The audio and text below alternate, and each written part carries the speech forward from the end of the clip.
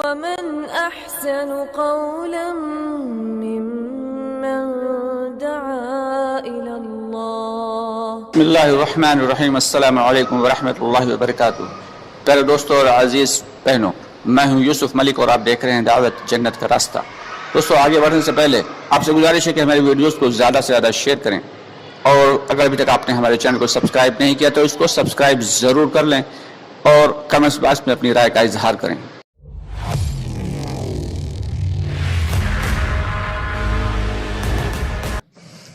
پکا پکایا کھانا منگوا لینا، دسترخوان آسمان سے اتروا لینا، مرے ہوئے بچے کو زندہ کرا لینا، مری ہوئی سواری کو زندہ کرا لینا، بارش میں چلتے ہوئے بھی پانی سے بچ جانا، یہ سب ایک عام سی بات تھی.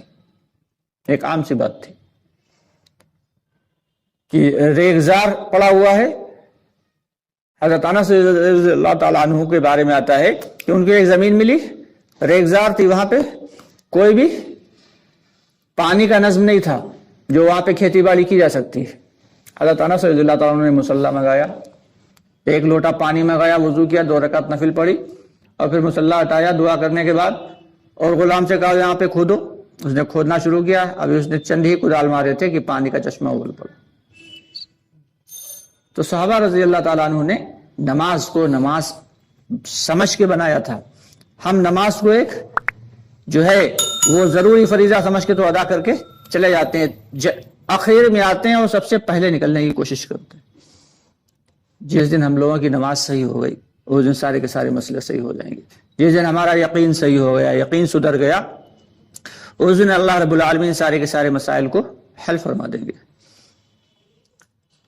سب سے بڑی چیز جو ہے وہ یقین ہی ہے کہ یقین کے ساتھ نماز کو پڑھا جائے کہ اسی نماز سے ہمارے سارے مسائل اللہ رب العالمین حل فرمائیں گے. 2 رکعت نفل پڑھیں کھڑے ہو کے، اور دھیان اللہ کی جانب لگا کے توجہ کے ساتھ، اور پھر اللہ سے دعا کریں.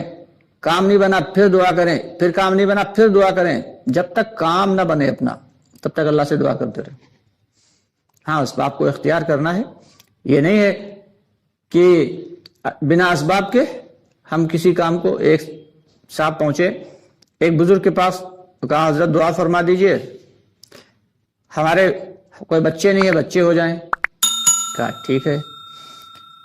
پھر تھوڑے دن کے بعد پہنچے، حضرت آپ سے ہم نے کہا تھا دعا کے لیے، دعا فرما دیجئے، ہمارے کوئی بچے نہیں ہیں، بچے ہو جائیں. کہا انشاءاللہ ہم دعا کریں گے. پھر تیسری مرتبہ پہنچے، کہا حضرت آپ سے ہم نے دعا کی درخواست کی تھی لیکن شاید آپ بھول گئے. کہا نہیں، بھولے تو نہیں ہے، دعا تو ہم نے کی تھی.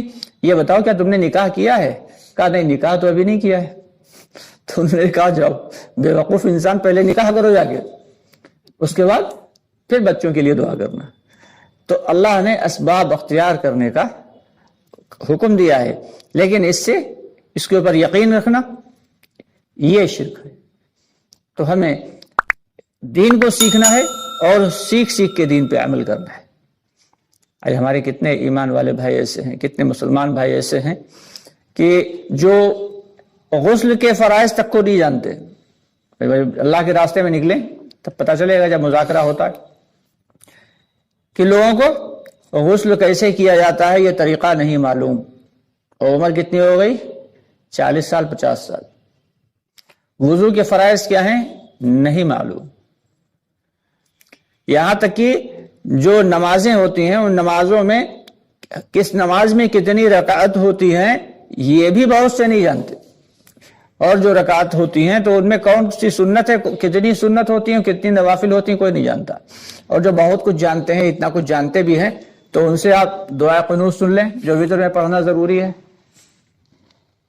اچھوں کو نہیں یاد ہوتی دعا قنوت وتر کی.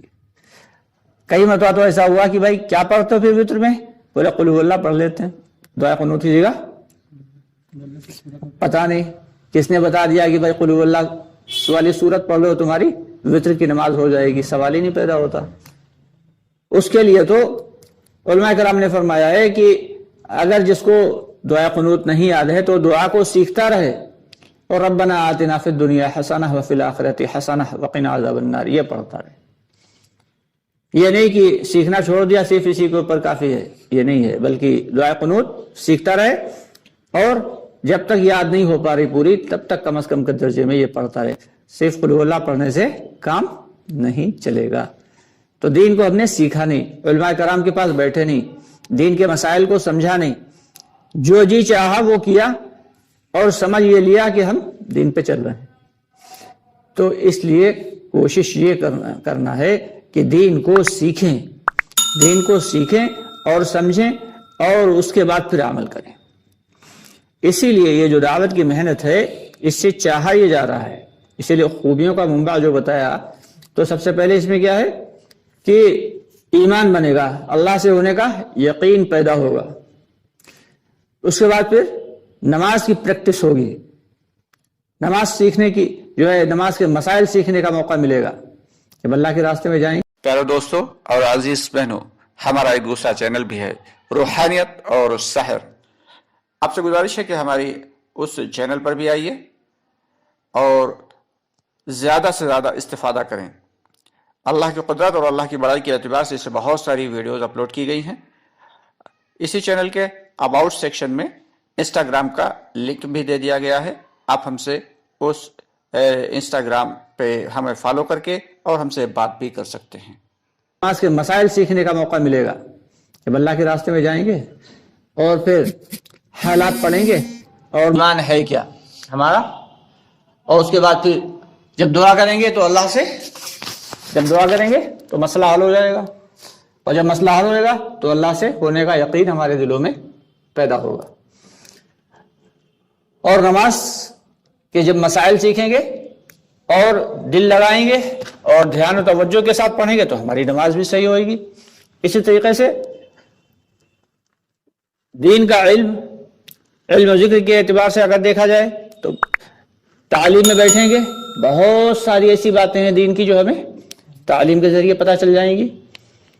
مسائل کا مذاکرہ ہوگا، مسائل بھی موٹے میں جو اہم مسائل ہیں وہ بھی پتہ چل جائیں گے، اور تسبیحات کی فکر کریں گے، قرآن پاک کی فکر کریں گے تو ہمارا دل اللہ کے دھیان کے اعتبار سے زندگی گزارنے والا بھی بن جائے گا، یعنی ذکر کا بھی ہمارے دل کے اندر اس کی بھی اہمیت آ جائے گی، اللہ کے دھیان کو زندگی گزارنے کی توفیق ملے گی۔ اور اس کے بعد کیا آتا ہے کہ ہمارے اخلاق بہتر ہو جائیں گے۔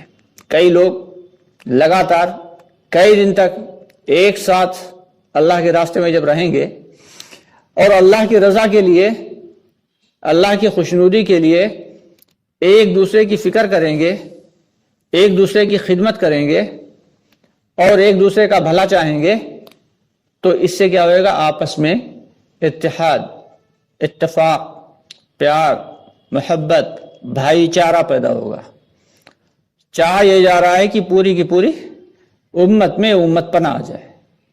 آج تو مسئلہ یہ ہے کہ ہمارے اندر امت پناہ تو کیا، ابھی کنبہ پناہ ہی نہیں آ پایا۔